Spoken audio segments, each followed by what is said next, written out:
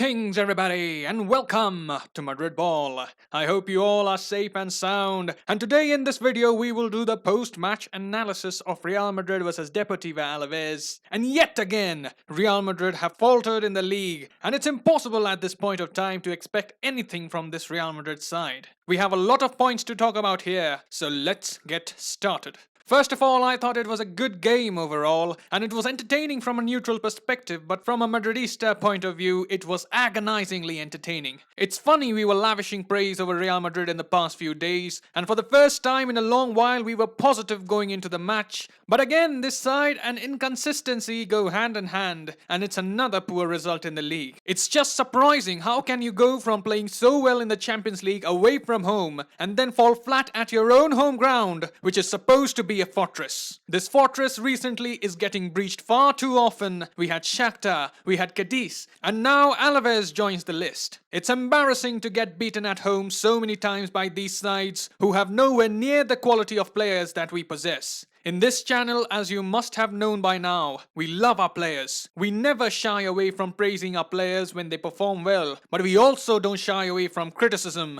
where criticism is due. So let's first start by making a critical analysis of the selection of Zinedine Zidane. Now, having a quick glance at the lineup, there was Courtois at goal, then we had Nacho, Varane, Marcelo and Vasquez. This was the defense that we expected. We had anticipated Marcelo in the lineup and Mendy getting a rest. In attack, we had Asensio, who again I didn't think justified his selection with his performance, and he was joined by Hazard and Mariano as our front three. But it was the selection in the midfield that to an extent got me nervous about the game. Zidane had again opted for the old guard of Kroos, Casemiro and Modric, and we have seen many a times this midfield lacks the physicality, and the 4-3-3 is not effective anymore with these players. Now, I am not saying that you cannot play these three together in a match, but the condition here is that they must be properly rested before we think about playing the three of them together. Modric is 35 and yes, he has been very good this season, but he cannot just keep going on. He is not a young lad anymore. This was his third start in 7 days, and although Modric didn't do much wrong, but that finesse that he brings to the table, that was missing for Modric. Kroos also is on the wrong side of 30, and I thought that was the mistake that Zidane made. He should have known better how to use these veterans of the game. Add to that, there was Odegaard on the bench. He's a young boy with fire in his heart. He wants to prove himself at Real Madrid, and we were seeing him progress after the international break. So I felt Zidane should have stuck with Odegaard, given him some more minutes and given a break to at least one of our veterans. Coming to the first half, obviously we made the worst possible start. Even Zidane went on to acknowledge that it was the worst start of the season. Marcelo had given a loose pass back to Courtois which ended up being a corner. The cross was whipped in and it was Nacho with the handball. His arm was in an unnatural position. The ball hits him in between the shoulder and his elbow, and with the current laws, it looked very much that it was going to be a penalty. Lucas Perez stepped up to take the penalty, and he was excellent from the spot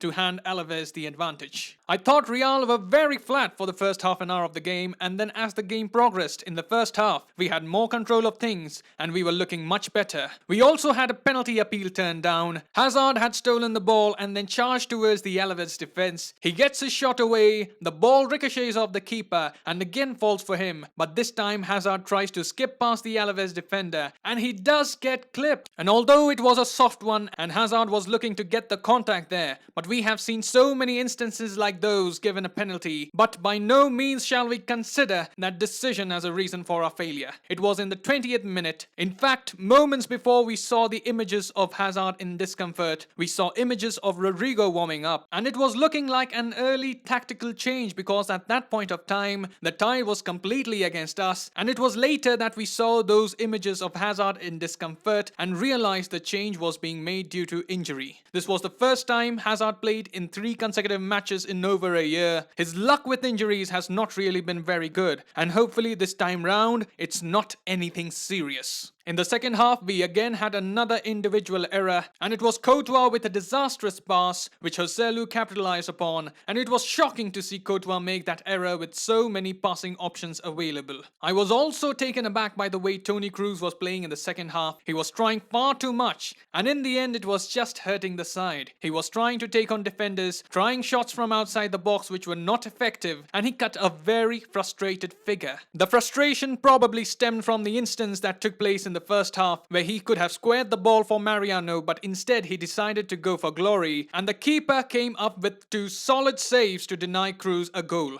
That probably must have been there at the back of his mind. Mariano was also fuming at the decision making of Kroos. Maybe Kroos felt guilty and he wanted to make amends for it, but it just wasn't working out for him. And in the end, he also gets a yellow card for throwing the ball into the ground with frustration. It was very odd to see Kroos play like that. It's very rare to see him behave in that manner. He is generally so calm, so composed, helps in ball distribution, effectively switches play from one side to another, and in the process makes those key passes. But this time he was fuming at the proceedings and he just couldn't control his temper. In the end, Zidane made all the 5 substitutions. With Odegaard and Isco on the pitch, we were looking more threatening and we were looking in a better position to mount a comeback. But Alaves defended well. We did get a goal in the 85th minute. It was Casemiro who got it, and Isco came extremely close to getting an equalizer when his shot hit the crossbar in injury time. Zidane in his post-match interview did not seem to have any answers regarding the defeat. He said, "We played a bad game above all at the start. We couldn't change it. I'm the coach and I take the blame as always. We have to move on from here. We have another game on Tuesday. We played really well against Inter and today we didn't. There are no excuses. We shouldn't single out one player or another."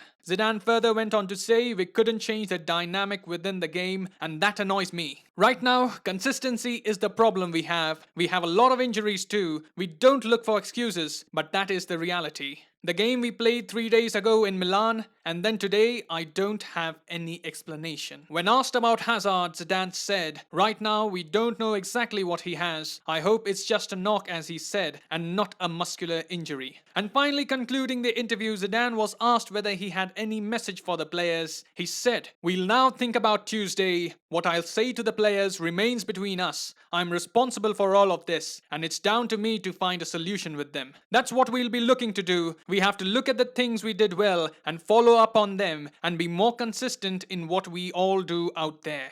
Clearly, there's a great amount of work for Zidane to do, and he has to find solutions. Maybe find a different system which will get the best out of all the players available. I really liked how Real Madrid were progressing with the 4-2-3-1. We looked more solid defensively in that system. Maybe we should try out different players in that double pivot role. Some changes absolutely have to be made. You can say that Real Madrid deserved the penalty and give all excuses, but this Real Madrid defense was cut open far too many times, and although Courtois gave away the second goal, he also made some crucial saves in the first half, which kept the scoreline at 1-0. It's very concerning that in the 4-3-3 system, we looked so disjointed, the football lacked fluidity, and we struggled to deal with the counter-attacks of Alaves. The worrying thing is that even when Ramos was there, our opponents used to hit us on the counter with great ease, and this is definitely one aspect of the game that Zidane must think about. This is not the way champions are supposed to perform, and if we keep on performing like this, we simply will be handing away the title to our rivals. The Champions League performance against Inter gave us a ray of hope, but that ray of hope got covered by the clouds of uncertainty once again, and let's just hope Zidane can come up with the answers sooner rather than later. Now that is all I have in this post-match analysis. Another disappointment for us to deal with. Now I would like to know how you felt about the performance that Real Madrid put up. Do you think we should experiment with the 4-2-3-1 with the double pivot more often? Can that be a solution for Real Madrid? And which player do you think can be a part of the solution? Write in the comments below. I will see you soon with many more videos. Till then, take care, glory to Madrid, and as always, Hala Madrid.